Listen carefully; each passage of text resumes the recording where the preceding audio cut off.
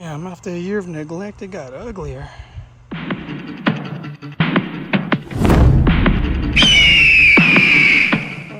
Quickest way to get the centerpiece on was to put the old trunk lid back on. After the show, I'll drill the holes, patch these holes up, drill the holes in the old one over here, and get that on the right way. The process of sanding this down, I'll put a nice primer on it. Well, I ended up swapping out the carburetor, put that one in a spacer. Now the hood doesn't close with this thing on, so I want to come up with another way. I think going a smaller breather, it'll fit inside the shaker scoop, the bulge, and it'll sit back to where it goes. I was thinking about maybe getting some hinges and rigging this up with a hinge. That way, if I ever need to get the filter out, I'll have to, right now I got that secures to the top of the breather containment area, and then this bolts to that sheet over there.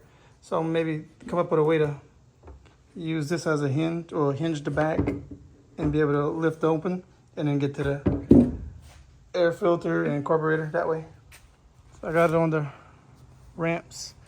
So I was having a bit of a exhaust leak. Both the mufflers were disconnected, but I got that situated. Yeah, it sounds much nicer like that. It used to be red. Used to be. I'll go ahead and throw on the older hood that I still have. So I got the holes drilled for the pins already, and this one needs priming. Got reverse lights. All right, let's see how good that works. We're missing a light or two, like this one here. And this side marker isn't coming on like it is on the other side.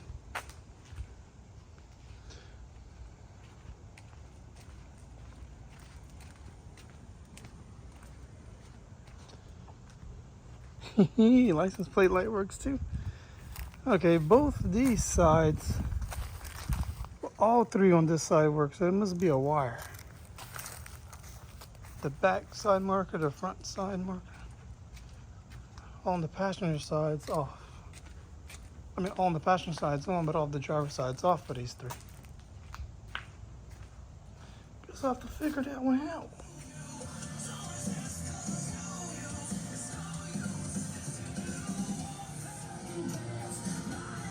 So this is cool. Almost had to use a can opener to open it up. That's what was inside. That's cool.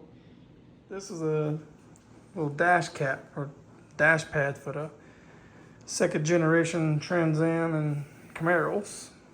It's still in the plastic out of the box, and it comes with the glue, high temp instant gasket.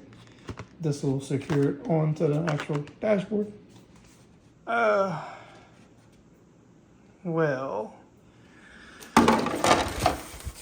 though this will look better than having a crack in the dash, it feels a little thicker than paper. I'm exaggerating a little bit, but it feels like a cheap plastic mask from a party store. I was expecting a little thicker and better than that, because I had one of these, or similar to this, in my 280Z, and it was a lot thicker, probably 3 times as thick. But it was like $80, wasn't that expensive, and it'll look better than having the 2 cracks I have on my dash currently, and a lot cheaper than buying a whole new dash. Running down to the last few final hours. I gotta get this thing on the trailer in a few hours. This is it right now. Got the interior back, well, seats and carpet. Do a little wire tuck. Then change the oil. Get this thing on the trailer. Getting the oil change in. And topping off the fluids. Got the interior in.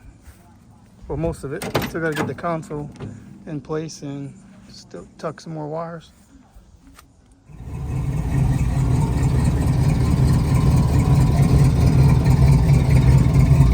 Dark, and took a while to get to this point.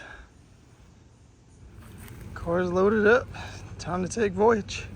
A lot of people stare. It ain't as nice as they think. thoughts are, damn, that thing's nice. They probably looking like, who would mess up a classic like that?